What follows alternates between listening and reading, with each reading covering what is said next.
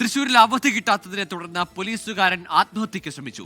Vellikulangara police സ്റ്റേഷനിലാണ് സംഭവം. Station WhatsApp ഗ്രൂപ്പിൽ ഓഡിയോ സന്ദേശം അയച്ച ശേഷമായിരുന്നു സംഭവം. സ്പെഷ്യൽ ബ്രാഞ്ച് ഡിവൈഎസ്പി അന്വേഷണം തുടങ്ങിയിട്ടുണ്ട്. നമ്മുടെ സ്റ്റേഷനിൽ ഒരാളുകൾക്കും കൃത്യമായിട്ടുള്ള ഡേ ഓഫ് കിട്ടണില്ല. അല്ലെങ്കിൽ അവരുടെ ആവശ്യത്തിൽ വീട്ടിൽ കിട്ടുന്ന എന്തെങ്കിലും ആവശ്യം ഉണ്ടെങ്കിൽ അവർക്ക് ലീവ് കിട്ടില്ല. ഞാൻ അന്തസ്സായിട്ട് തൂങ്ങിച്ചാവും. SP-യുടെ പേരിൽ ഞാൻ മറ്റേ ഈ സാധനം ഞാൻ എഴുതി ചെയ്യാൻ തൂങ്ങിച്ചാവുള്ളൂ. അവധി കിട്ടാത്തതിനാൽ അമ്മയുടെ ശസ്ത്രക്രിയ 3 തവണ മാറ്റിവെച്ചെന്ന വിഷമം പങ്കുവച്ചായിരുന്നു വെള്ളിക്കുളങ്ങര സ്റ്റേഷനിലെ ഉദ്യോഗസ്ഥന്റെ വാട്സാപ്പ് സന്ദേശം.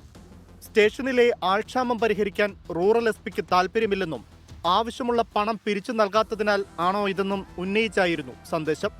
SP-യുടെ പേരെഴുതി വെച്ച് ആത്മഹത്യ ചെയ്യേണ്ട സ്ഥിതിയാണ്. എല്ലാ പോലീസുകാർക്കും വേണ്ടിയാണ് തന്റെ ശബ്ദ സന്ദേശമെന്നും CPO പറയുന്നുണ്ട്.